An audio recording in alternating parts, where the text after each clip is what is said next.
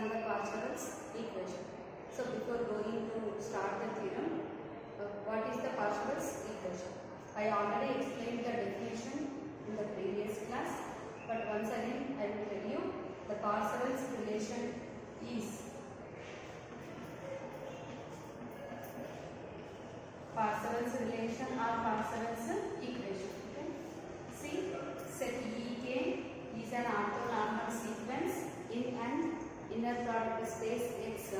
Then the relation norm x square is equal to summation over k modulus of inner product x comma ek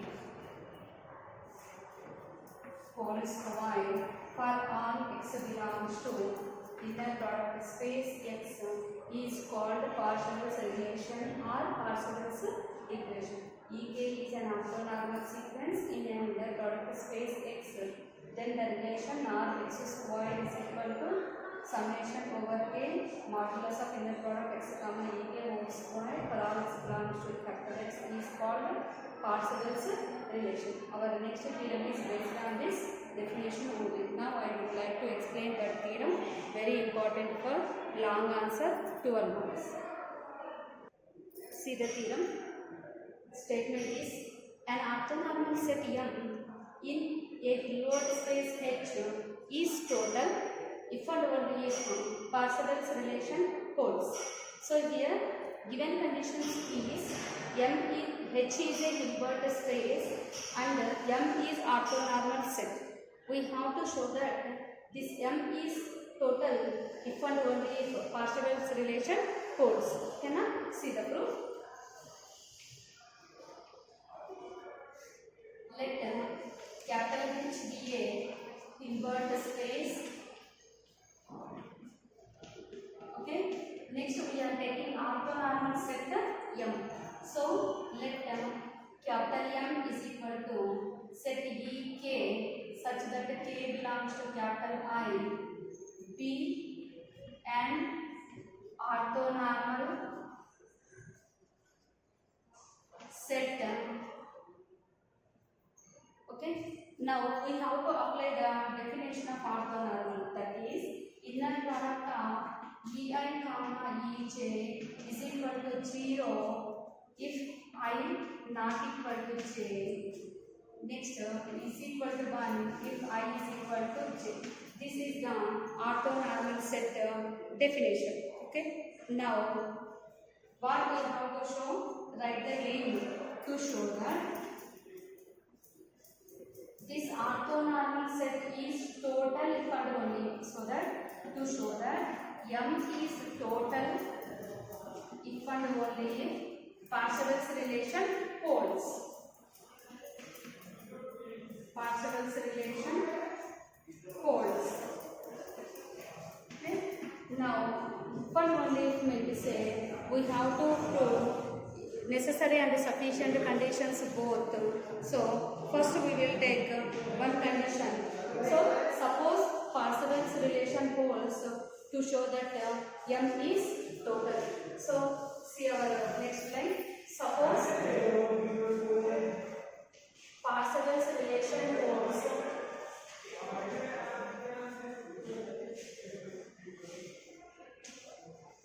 Suppose parsevals relation holds. We have to show that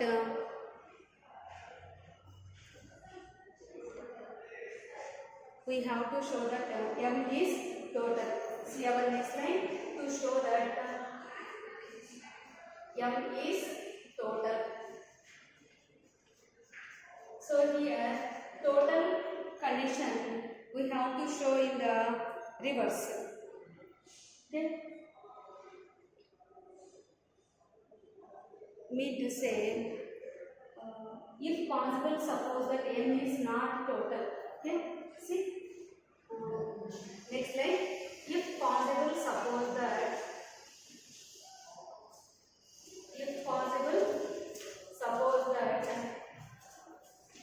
M is not total. So finally we will get a contradiction. Okay. See, once M is not total in H, then we have to apply the definition of not total. We know that the total definition, same thing, here we have to apply not total. So instead of the definition, here we are applying the known theorem.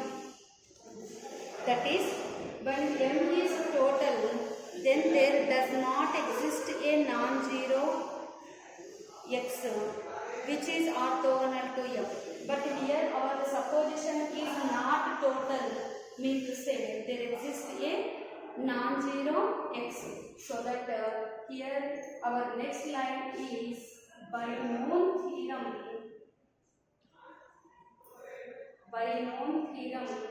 there exists a non-zero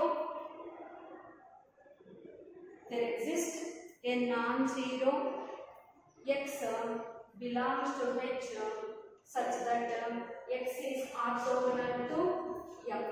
Okay. Once x is orthogonal to m, here we have to apply the definition of orthogonality. That is, inner product of x comma m elements are e k, so that inner product of x comma e k is equal to 0 for all k belongs to I. Okay. Once now here we are taking the modulus on both sides. So modulus of 0 is 0. Then no change in the RHS. So now the LHS is modulus of inner product x comma ek is equal to 0. Now taking the square on both sides, modulus of inner product x comma ek whole square is equal to 0 square is 0 for all k belongs to the I. Next we are taking the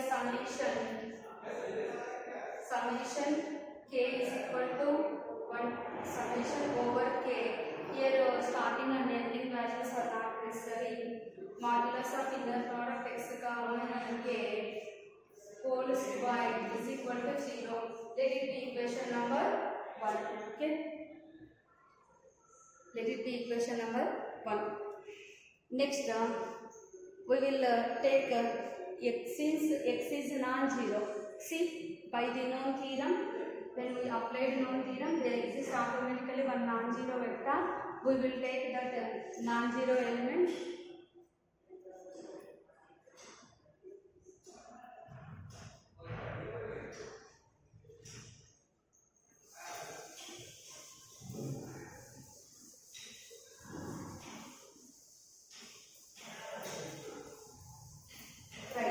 Take that non-zero vector. Since x non-zero, that implies x is also non-zero. That implies x square is also non-zero. Okay. Let it be equation number 2.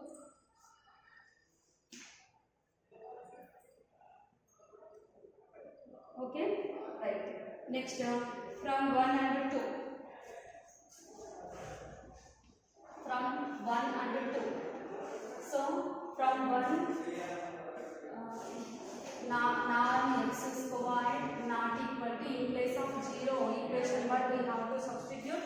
That is summation over k modulus of inner product x comma ek whole square, which is clearly contradiction to parsevals relation. Okay. Parsevals relation means to say this is equal to, but what we got here? We got not equal to, means to say which is contradiction to parsevals relation. Why we are getting contradiction? Because our suppositions are wrong. Our supposition m is not total is wrong. Okay.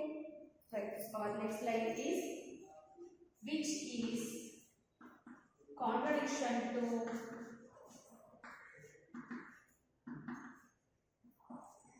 which one? Parsevals relation. Contradiction to Parsevals relation. So we mean to say here Parsevals relation fails. in the whole line. Why we are getting contradiction mean to say our supposition is wrong. What is our supposition? M is not total in H is wrong. So write down the next line. Therefore, our supposition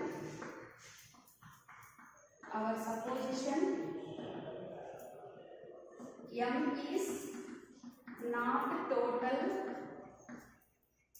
in H is wrong. So, what is the conclusion finally?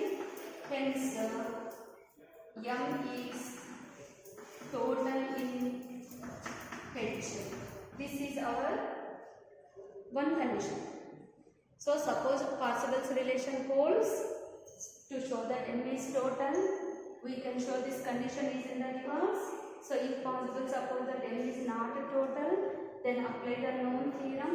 There exists a non-zero vector such that X is orthogonal to M.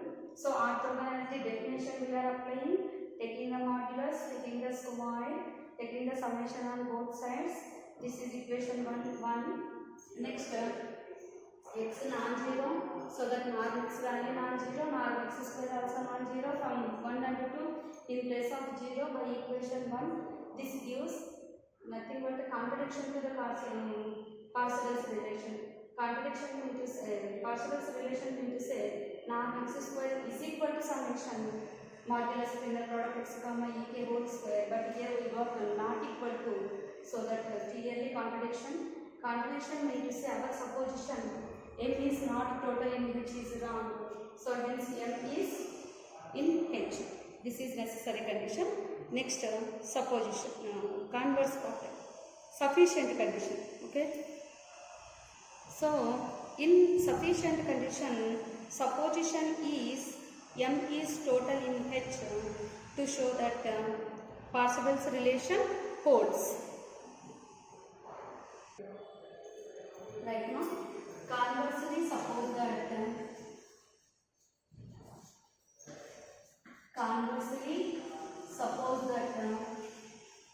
M is total in H. M is total in H. Next, our aim to show that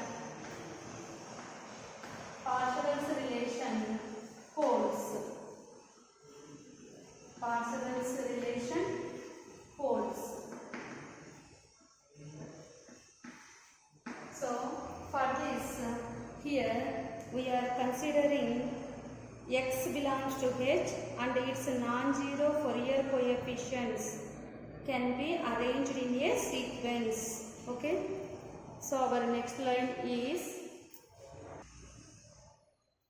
now consider X belongs to H and its non-zero Fourier coefficients inner product X comma E case can be arranged in a sequence, mean to say in a order. So X comma E1, inner product X comma E2, so on inner product X comma EK. Based on this, now we define Y by. So next line, now define Y by Y is equal to summation over K inner product of X comma EK into EK. Let it be equation number 3. Okay. Based on that, we are defining the Y is equal to summation over K inner product X comma EK into EK. Now we prove that X minus Y orthogonal to M. So our next line is, now we prove that small x minus y is orthogonal to M.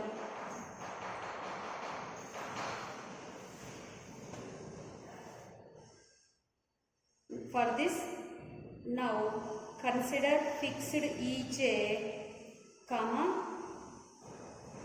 inner product of X minus Y comma Ej. So our next line is, consider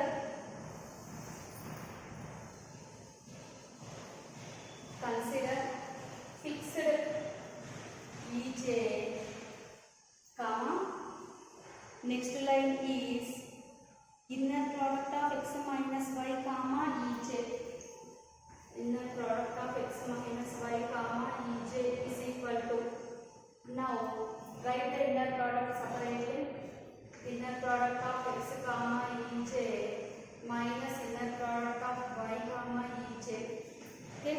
Next line we have to substitute y value. Okay, no change in the LHS. X comma ej minus inner product y value is summation k over k inner product of x comma ej ek into ek comma ej. Okay.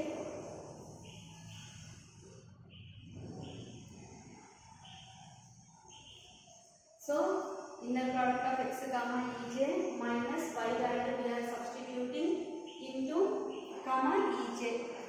Now here we have to write the separate inner product for second term. So x comma ej, okay, minus here already inner product for first term. So keep that term as it is.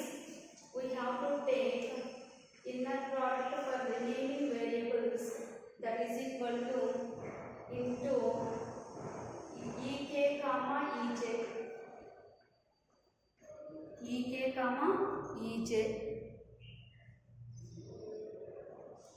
Next here we have to apply the k values. K is equal to 1, 2, 3, so on. So no change in the first term. First term is as it is x comma ej. In the second term we have to apply k values. So inner product x comma e1 into inner product e1 comma ej plus k value 2 inner product x comma e2 into inner product e2 comma ej plus like so on. Here we have to write the jth term in the middle, inner product x comma ej into inner product of ej comma ej plus so on.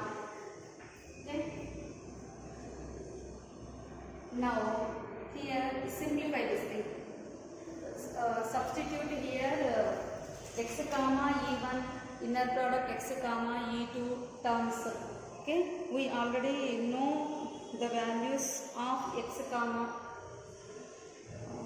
not x e1 comma ej e2 comma ej values from the definition of orthonormal set. Here we will get the values. What is the orthonormal set?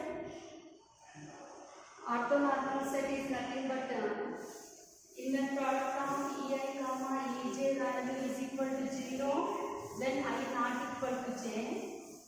When I is equal to j, inner product is 1. We already wrote in the starting lines of this theorem proof. So by that definition it can be written as inner product x comma ej minus of first term is inner product x comma e1 into both the suffixes are here I, j, both are not equal, so the value is the 0. Next one plus inner product x comma e2, so that into e2 comma ej both suffixes are not equal, so that 0 into 0 like so on plus inner product x comma ej into here ej both suffixes are same, so that value is 1 plus remaining terms. Obviously remaining terms also goes to zeros. Okay, so only one term is left, that is inner product x comma ej minus first term 0 into something is 0, second term 0, like so on, all are zeros. This one is inner product x comma ej plus remaining terms also zeros only. Next one.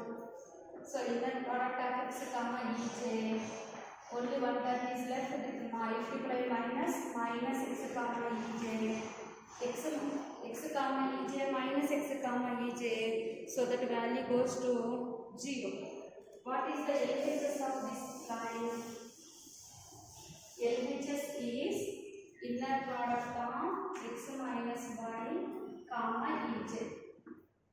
Inner product of two variables is 0 0, then we call it as both are orthogonal. So nothing but our next line is x minus y is orthogonal to Ej. This is the symbolic representation. So Ej's r is in the m, so that x minus y is orthogonal to m, since m is having all the ek. What I can just say that k or j is so once these two vectors are orthogonal, then the element, this element x minus y is belongs to m orthogonal complement. So our next line is x minus y belongs to m orthogonal complement. We already know that m orthogonal complement is equal to singleton 0. When m is total, by applying the known theorem, we will get that condition. We already used that theorem statement even in previous theorem also. Now also it is useful. So in this converse part, our supposition is m is total. So that m is total if and only m orthogonal complement is equal to singleton 0. By applying this condition, so our next line is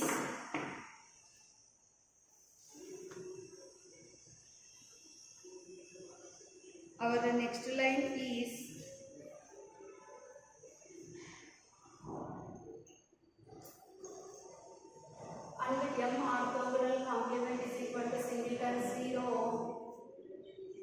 Therefore, x minus y is equal to 0. Then both are equal. Then x is equal to y. So once x is equal to y, then x is also nothing but summation over k modulus of inner product x comma ek. So modulus is not there, no, only inner product x comma ek into ek. So we already know the y value, we substituted now that y value. Next line. Now consider norm x squared. Now consider norm x squared. So norm x squared, here we are using the formula in terms of the inner product, that is inner product x comma x. Okay, inner product x comma x. Here we have to substitute x value. Inner product of what is x value? Summation over k. Inner product x comma ek into ek comma summation over k. Inner product x comma ek into ek. Here we are substituting x value in the inner product. Next, we have to do the simplifications.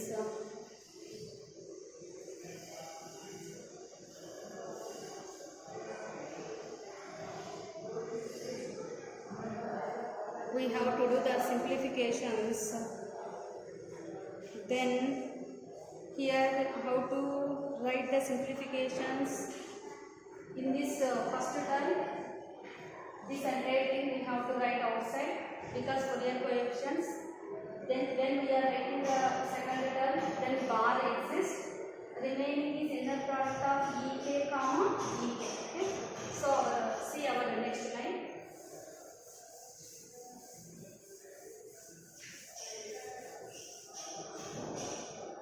So how to write now? Inner product of over k, summation over k, inner product of x comma ek from the first term. Okay, from the second term, when we are writing the outside, then a bar exists. So that here summation already there, no need to write the summation once again. Simply write the terms inner product x comma ek bar. Remaining terms inner product is ek comma ek. So inner product ek comma ek. Now here we have to substitute the value left side LHS norm x square is equal to summation over k. We already know that z into z bar is equal to mod z square. Z into z bar is equal to mod z square. So that this entire thing is modulus of inner product x comma ek whole square. And from the orthonormal set definition, ek suffixes are equal, then inner product is 1.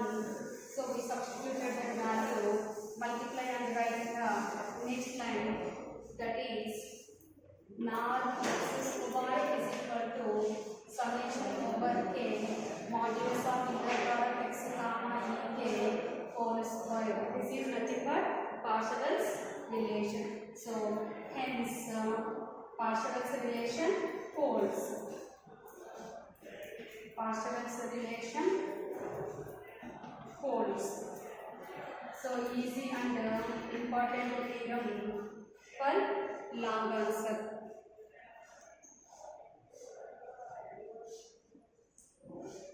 Okay now. Next I would like to explain the definitions. Next definition now. Dense.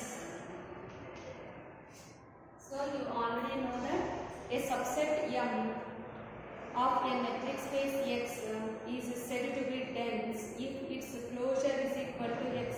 Mean to say M bar is equal to X. See the definition? A subset M of a metric space X is said to be dense in X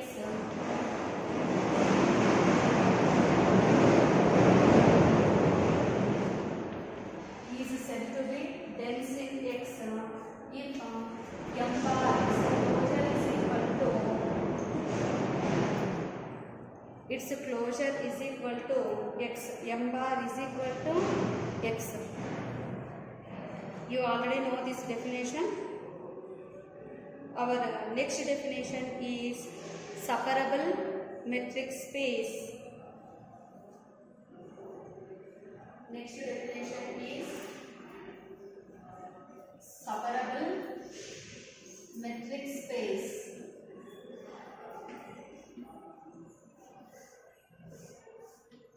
See the definition. A metric space capital X is said to be separable if it has a countable dense subset. See the definition. A metric space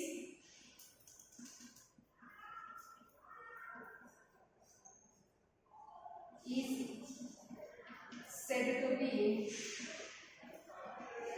separable. Already metric space satisfies only separable condition. Separable if it has a countable dense subset. If it has a countable dense subset.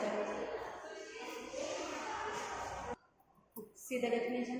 A metric space capital X is said to be separable if it has a countable dense subset. Means to say if X is having any subset, that subset satisfies countable and dense both the conditions, then space X is called separable. Okay? Symbolic representation is, that is subset A of X. Okay? Here implies dense. Dense means to say its closure is equal to main set X. So A bar is equal to X and A is countable. Then X is separable. Then X is called separable. So these two are the definitions useful for our next theorem. You already know this definition. Okay, without these definitions you cannot understand the next theorem separable Hilbert space. Next theorem title is, but it is not a named theorem. So in this class we discussed only parsevals relation definition based on this one if and only if theorem, important theorem for a long answer. After that theorem, two definitions, dense and separable, useful for our next theorems. Okay. Remaining theorems I would like to explain in the next class.